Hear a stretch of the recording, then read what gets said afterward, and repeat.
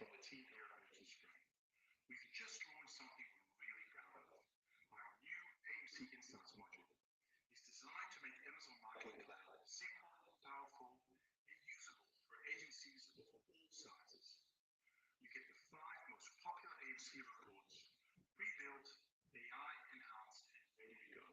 You can schedule them, compare trends over time, and never touch SQL.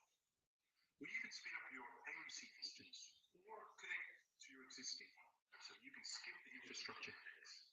Plus, you can save on your own custom queries and come back to them anytime. And the best part, it's free on all agency plans. AMC Insights, zero friction. You can learn more or book a quick demo at merchantspring.io/AMC.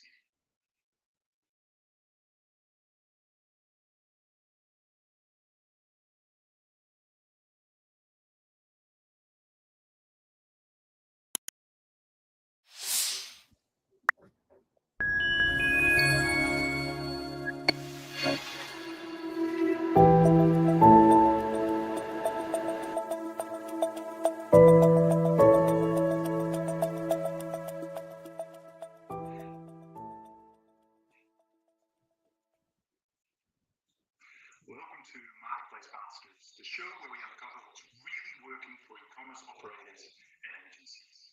I'm your host, Paul Sonneveld, and today we're diving into the realities of hiring in the e-commerce and marketplace space. Joining me today are Andrew Maciasek and Elaine Hill, co-founders of Running Point Recruitment, a specialist agency focused on digital e-commerce, marketplaces, and creative talent. Let me introduce them very briefly.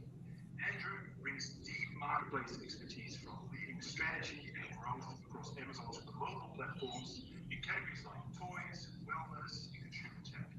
He currently is the head of marketing at Tokido, a next-gen entertainment company creating IP across games, toys, and animation. At Running Point, he helps brands hire top commercial talent with confidence and clarity.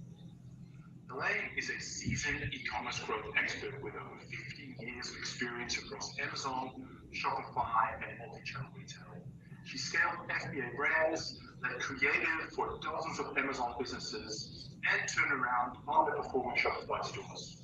Now, she connects scaling brands, aggregators, and D2C companies with high impact talent because she's done the work and knows what great looks like. I hope everyone got that because my microphone was rather up. Did you hear that, Andrew and Elaine, or shall I do the intro again? It was very muffled. I thought it's because we were backstage. No, it's because of this mic. You know what I'm going to do? I'm going to redo that. I'm just going to redo that, and we'll cut the first bit out here. All right, here we go.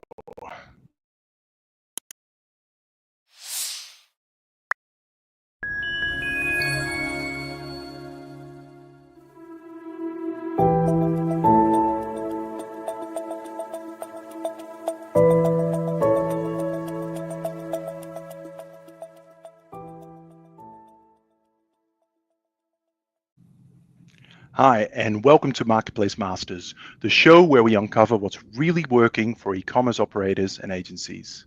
I'm your host, Paul Sonneveld, and today we're diving into the realities of hiring in the e-commerce and marketplace space. Joining me today are Andrew Maciasek and Elaine Hill, co-founders of Running Point Recruitment, a specialist agency focused on digital, e-commerce, marketplaces, and creative talent. Andrew brings with him a deep marketplace expertise from leading strategy and growth across Amazon's global platforms in categories like toys, wellness, and consumer tech. He's currently the head of marketing at Tokido, a next-gen entertainment company creating IP across games, toys, and animation. And at Running Point, he helps brands hire top commercial talent with confidence and clarity. Elaine is a seasoned e-commerce growth expert with over 15 years of experience across Amazon, Shopify, and multi-channel retail. She scaled FBA brands, led creative for dozens of Amazon businesses, and turned around underperforming Shopify stores. Now she connects scaling brands, aggregators, and D2C companies with high impact talent because she's done the work and knows what great looks like. Andrew and Elaine, welcome to the show. It's absolutely fantastic to have you both here, especially when the sound is working. It's great to be here. Thank you. Excellent. Oh, well, I'm so conscious, right, that this landscape has changed so much over the last few years. I certainly remember the aggregator days where every second conversation that I used to have with agency clients was about, hey, Paul, do you know anyone? We're desperate for people where we can't afford to compete with the aggregators. And, that was sort of my introduction to this whole game. But obviously, things have evolved. We're now a couple of years on. And let's start with really the hiring landscape and the market trends here. So maybe, Helene, if you could start with the top here, which is, what is the current state of hiring in this Amazon space and, marketplaces more broadly? Yeah, absolutely. It's changed considerably, as you said. So broadly speaking now, I would say it's an employer's market due to ex-Amazonians, those working in marketplaces, so with an agency background, FBA sellers, and also then you've got offshore teams and freelancers as well. So there is more talent out there than there are roles, but that really does depend on what you're looking for in a role and the location. So for example, as you know, Paul, we were looking to hire in Australia recently for an agency, and we were told there'd be no talent. But there was amazing talent, but it just took far more of a focused search and to find these, to dig them out and to find them. They are there. And then it also really depends. Amazon account manager comes with so many different meanings from one company to the next. Some want their account managers to be require language skills, or they want them to have adopted AI in some capacity, or have more of a sales focus or category experience. So it really depends on the role and how that role is shifting. So there isn't a shortage of talent. It's more there's skill gaps that are happening. And there's also a shift that's happening. We're noticing a lot, particularly in the UK and the US, and also in Australia as well, going to offshore a lot more. And because they don't want to hire complete teams, they just have niches that they want to fill with certain nuances. So it's a very varied landscape at the moment, and what employers are expecting from their candidates and employees. Not all Amazon CVs are created equal. You've got ex-sellers, you've got brand marketeers, you've got ex-Amazonians. I hate that term, but all applying for the same role. So the challenge is, how do you understand that operational depth? Who are the people that have scaled accounts quantifiably and they've got that experience? And then leading in that way. I think the other interesting thing is as well, of course there were more self-taught FBA sellers before COVID, but there was this huge boom during COVID as well. And as a result of that, we've now got this huge sort of birth of talent, if you like, with FBA sellers who have built their own storefronts and now want to help others do the same. I think they bring a really interesting insight for me personally, because they bring this sort of level of entrepreneurial mindset that's really, really valuable. I think sometimes agencies can see them as loose cannons, perhaps, or people with bad habits. So I think working with those people and then positioning them correctly for these positions, I think are an interesting conversation to have too. I'd love to go a bit deeper in that later as part of this conversation, because you're right. I mean, we come across both types as well. We work with lots of agencies, and certainly lots of different types out there.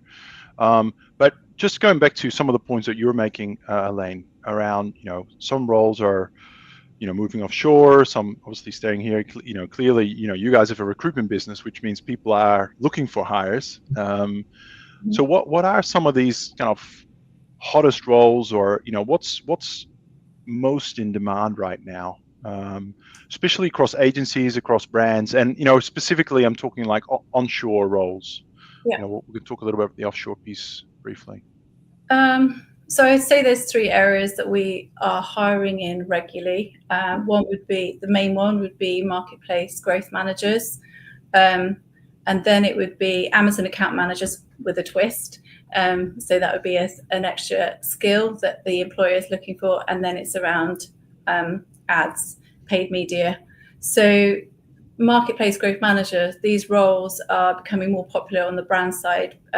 It's combining Amazon with D2C and other channels like TikTok Shop. So they want this wider picture, understanding commercial growth. And so not just seeing Amazon as a sales channel. And then the account manager is basically touching on what I said before. It's this having the extra, going beyond just optimizing a listing. They want someone that has, will go above and beyond, can bring in performance commercially in terms of increasing the ROI, but also mentoring juniors or upselling to clients. So they want a real mixture in that role, and also then multiple marketplaces. So it's not just Amazon anymore, it's across all marketplaces.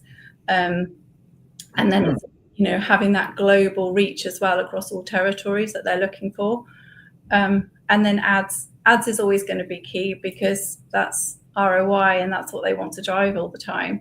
So those are the crux of our hires on most of the time that come in through roles. We do have special niches around SEO, or they're looking for translators, but they're the key three roles for us. I think we hire into. It feels like the bar has risen. Titles haven't changed that much, but the expectations have. So marketplace managers now need to be strategists, analysts, P&L owners. And the strongest hires really are those people that have really adopted that, and they act as sort of managing directors, responsible for all of those components that you have to when running an Amazon account. We're definitely seeing more briefs for hybrid thinkers, or where people have to know their way around Helium 10, Merchant Spring, and then the client layer too. So that there's the reporting, the presenting, like how do you go about influencing the key decision makers, the representatives of the business that you are working for, and ensuring that you're being incredibly clear with the objective and understanding and undertaking the objectives of that business, and then being able to work towards those goals and then communicate to them on a regular basis that, these are the goals that we're working to, and this is how we're going to achieve that, and these are the results this month. And I think that level of understanding, while understanding the different nuances, while keeping up to date with how everything's moving forward across Amazon, but also e-commerce in general, is so incredibly important. Just a reminder to our audience that this is actually a live broadcast. I know John has woken up very early in New York. Thank you, John. I know you do never sleep, but great to see you, and great to representing our colleagues over in the United States. Thank you. But anyone else there, feel free to throw your questions in the LinkedIn comment section or in YouTube, and we will get on there shortly. Now, I'm sure one of the questions everyone who's listening to this has is salary benchmarks, right? That's usually where the first place this conversation goes. Realistic salary benchmarks for, you mentioned the roles before, right? Advertising roles, account manager roles, growth manager roles, and actually John made an interesting point in the chat here as well around creative roles, right? When in the Amazon space, what's realistic? And I guess more of a European perspective here, but I'd love to understand, how you manage expectations as you speak to candidates around this. So, in terms of benchmarking, I think if we take an account manager role, it's probably the easiest role to take. So for the UK, the average salary is from 40 to 60 plus. For the US, it would probably 65 to 100K. And then when you go senior, it's much higher. And then Australia, $70 up to 120K. That said, what candidates are now expecting, or what employers should be offering, is that's the baseline salary. Candidates now know their worth, so they expect a bonus on top. And whether that is company bonus and it's structured wide, or it's due down to revenue that they have generated through the brands they're looking after. They know their worth, they know their value. So it's baseline salary and bonus or extra company perks, whether that's healthcare or work from anywhere policy. They're looking for additional things. And we've often found that candidates would take a lower salary if they can have that work-life balance, which has become incredibly important since COVID. Agencies on a whole, we find they kind of slightly lag behind with the salary benchmark. They want this all-in-one for around the 40 mark, and they expect a lot for that. But then they do add on more perks to kind of go with that lower salary. So then it comes down to the candidate and what they're looking for. Brands are an interesting one that have often Amazon has been in something that's been in the marketing team, and they haven't quite got the structure in-house, and they don't really understand it as a key sales channel. But once they do, then they do look to hire well, and they usually put quite a good salary on it. But there is this lack of speed to hire that could be a bit of a blocker when it's a brand. So that, I don't know if that gives them a good overall picture. Yeah, I was gonna, I don't know if you want to chime in there, Andrew, otherwise I had a follow-up question there, but no, I think yeah, I agree with what Helene's saying, and that's that's absolutely what we've seen. Expectations very much tie into sort of impact. It's what we were saying earlier in terms of, I think if candidates can show that they have been living in the numbers and they've managed accounts, at 3 million in gross revenue and they've improved profitability by 15%, that's a very clear conversation where you can get into the weeds there and really demonstrate their worth to a potential business. I think it's really interesting, the point about creative, in that, and being open, that creative roles aren't, and maybe this is a sign of the times to come, but we haven't had many conversations about creative positions in this space at this point. And I think, with the advent of AI, especially since the beginning of this year, and what you're able to now test in such a quick and a cost-effective way, it's really interesting, I think, where creatives now, I think, really need to sort of be ahead of how they're going to position themselves alongside new tools and new software that are coming into market. I think there's always going to be a place, well, there absolutely is a place, especially right now, for making sure that from a creative perspective, it's creative that works and creative that comes from experience based on the knowledge that you have, and building out an image stack for it, as an example, and how a brand storefront, etc., should work to ensure that you're taking prospective customers on a journey to converting them. But it's a fast moving space. It's in the other hat that I wear, it's something that we're pouring over on a daily basis to help us improve the brand awareness for all of our IPs. So I feel that there's going to be a shift here in terms of how creative is utilized, and how maybe key individuals within a business that understand how to improve creative that can come out of AI will then really add that polish to it on top. Yeah, I want to get back to AI shortly, as I want to ask you about, what are the skills that help candidates really stand out, and the use of AI. Before we get onto that, I want to just follow up on another point that you made earlier, Elaine, around kind of salaries and all that, because I did hear you say, look, there's a trend, like people expect more of growth managers these days, right? Not just Amazon, but TikTok Shop, all these other marketplaces. We need to be analytically strong. We need to have real P&L ownership and having that sort of drive to, run it like it's your own business. Strong account management skills, being able to engage at senior stakeholder levels. And if I just go through that, of some of those characteristics, you find those in other industries. I worked many years in retail where you had buyers or category managers, with some of those skill sets. Maybe less on the e-commerce front, but the pay on those roles tend to be maybe more on the higher side, particularly if they're sort of on the corporate side. So I was just going to say, how do you see that sort of paradox in terms of like increasing demand for, a broader, rounded skill set to bring to the table? Is that driving up salaries, or are people just expected to bring more to the table for the same sort of remuneration? How do you look at that? It's a tough conversation. So employees expect more. They always do. They want more for not necessarily paying more.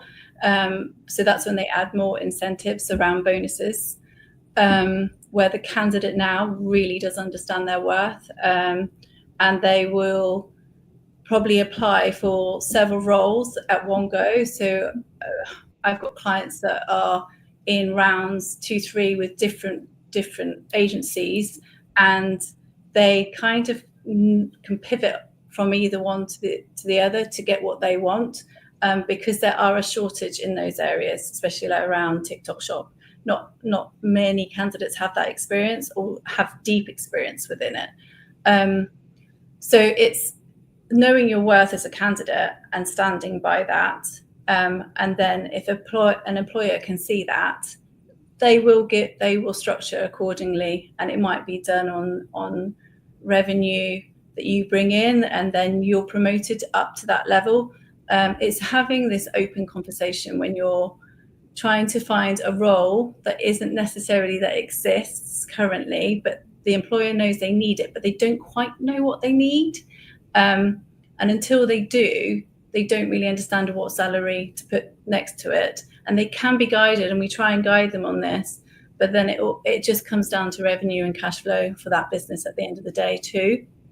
So it's balancing the two, and it's communication between candidate, employer, and recruiter, and that's what's key in this process, in making it work for both of them. You, as an agency owner, you don't want to be left behind, and you need good candidates for that. So you do need to reward them, and that might not just be on salary terms. That could be a different route of reward for them. It depends what they want. Which sort of brings me on to maybe a question for you, Andrew, because you mentioned this earlier. Like, traditionally it's been sort of a low barrier to entry in terms of building a skill base in this industry, so that you've got people from different, with different experiences. Some, FBA sellers themselves, others from corporate. They're all sort of, obviously putting their CV forward, finding that person with the right skill, and catching them quickly, hooking that fish quickly. I mean, just how we used to talk about recruitment back in the good old days. Like, when you're going through a bunch of CVs, right? What do you use to try and quickly spot like real talent from the rest of the pile? I think so that there's CVs, and then there's this, right? There's that conversation. Yeah. Yep. I think that you've got to utilize a CV to be able to understand, do they have seemingly the right level of experience that you're looking for. And I think with things like ChatGPT now as well, right, it makes it challenging because everybody's astute enough, or most people are astute enough to kind of tweak things accordingly or say the things that you want to hear based on a job spec. So within a 5 to 10 minute conversation, you should be able to have a conversation with somebody where you get into the skin of what they've done. Are they comfortable with the numbers? Can they explain, for instance, total advertising cost of sales, as if I was a CFO? And can they talk about a result that they've achieved, not just based on its features and all the different components that you need to incorporate when running a campaign upon Amazon, for instance, but actually, can you talk about the outcome and actually what you would have done differently, or how it works and the results that you've achieved? I think there's those components where, and for me, with account strategists, growth managers, however you want to position them, for me, and I've mentioned it earlier, they have to be seen like little mini managing directors who really have a very good understanding of the heartbeat of a business, because that's what it is. It's a small component of either a wider brand, or as an account manager, you are responsible for that business. You need to be able to understand the heartbeat of everything that's going through that account.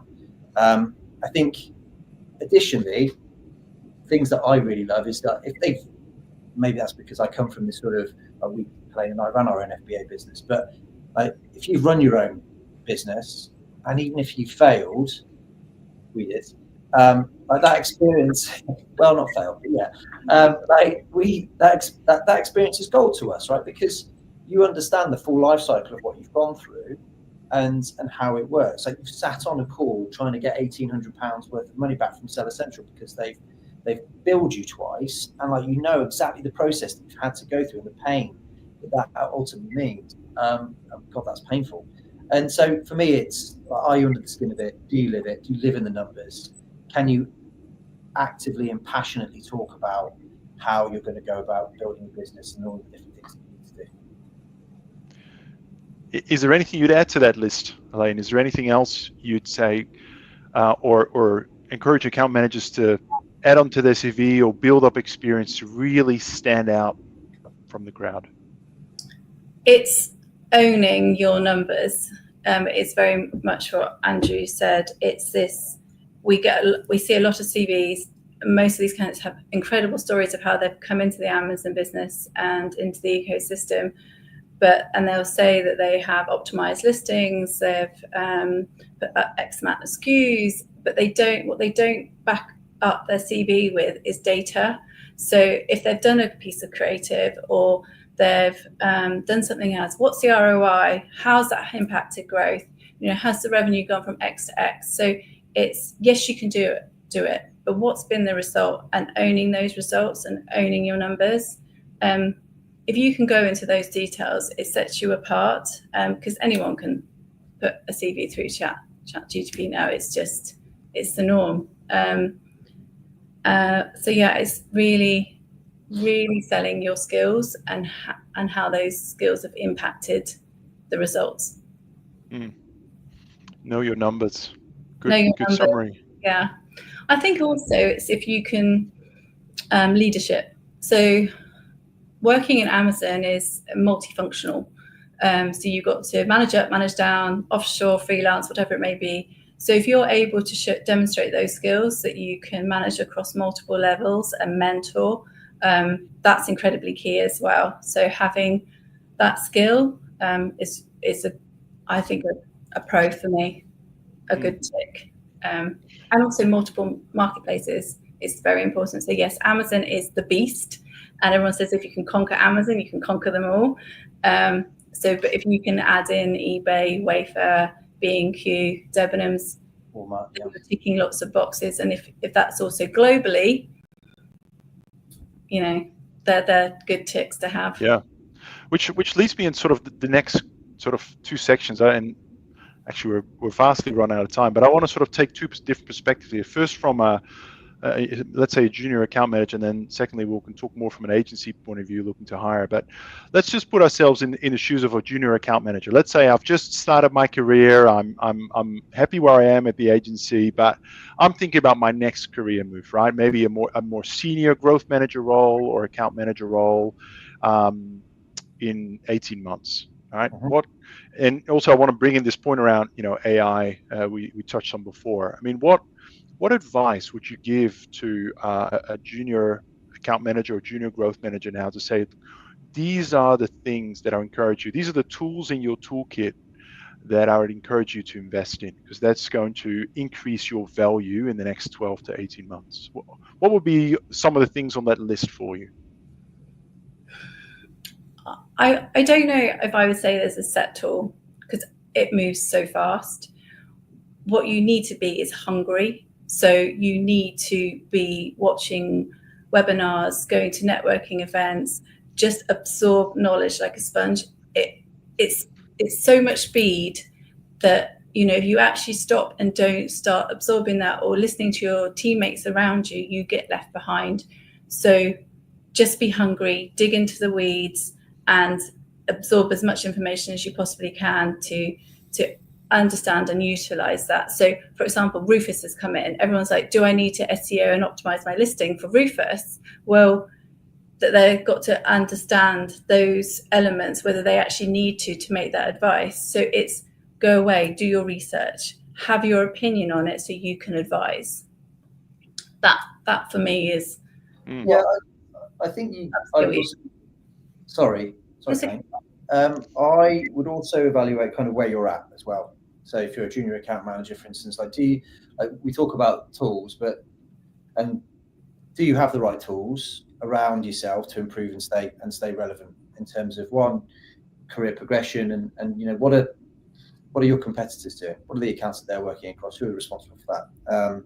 I would also think about the environment of your, office, people like that you're within on a day-to-day basis. Is it something that pushes you and supports you on a day-to-day basis to want to improve, to want to get you to where you want to be? And then I think the last thing for me is that, are you incentivized, rewarded for succeeding? I use that point about being a managing director. I think, I genuinely do believe that the Amazon marketplace, for the right people, gives you an opportunity to be those mini managing directors, and it gives you an opportunity to get the experience of how a business at all many levels works. I think for the right people, they can go on to become brand owners, and CEOs and general managers, etc., and they can take experiences from those components and put them into bigger businesses.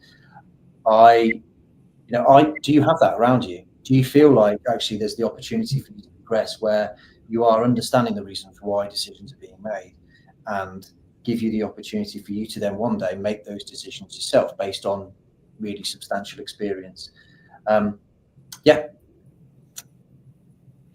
Great points there.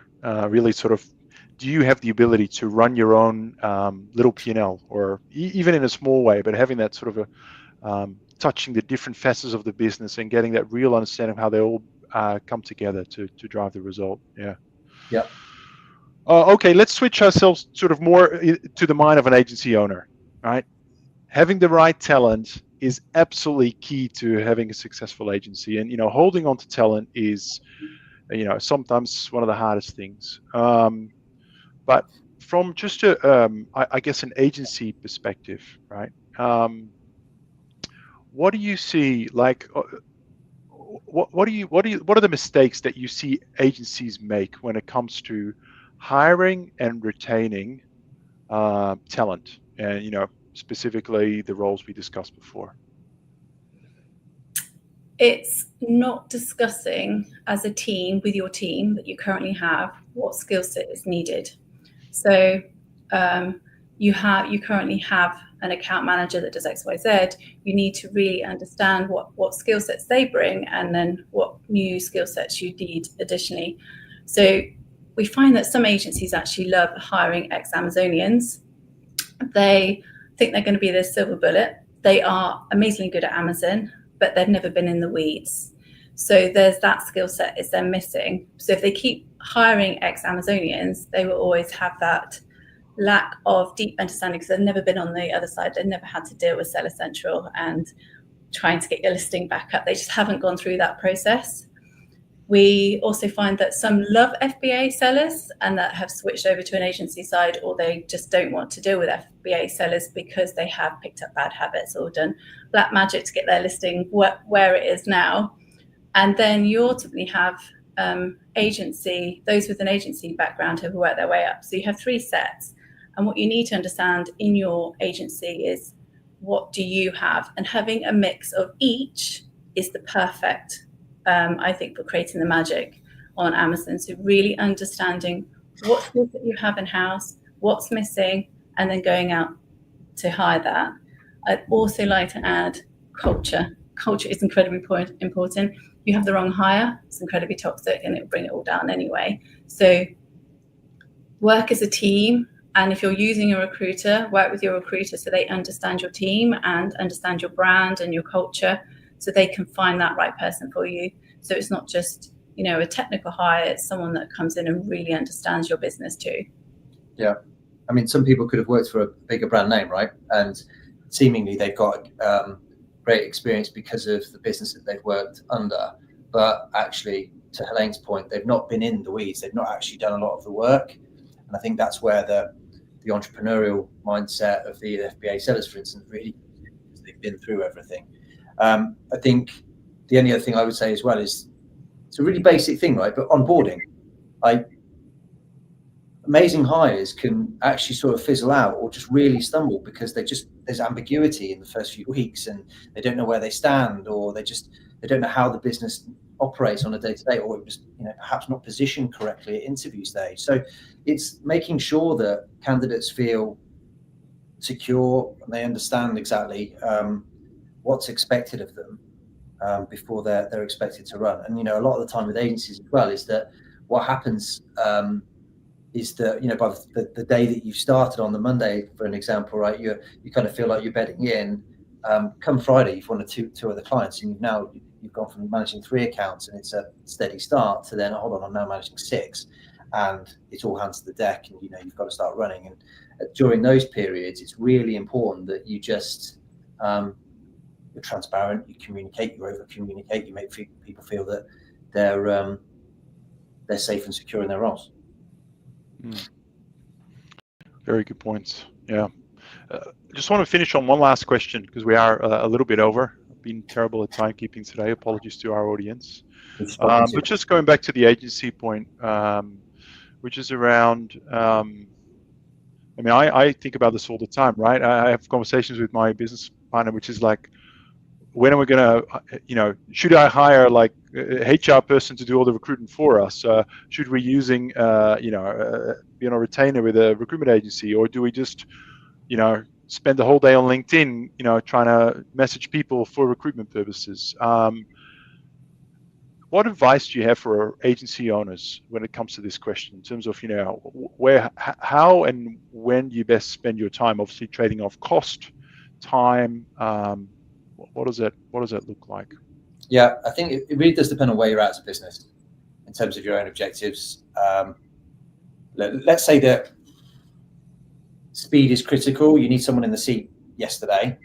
A good recruiter will have warm candidates ready, and you'll be able to have a very quick conversation with somebody there that will be able to provide you with a pipeline of people that will that should fit your brief.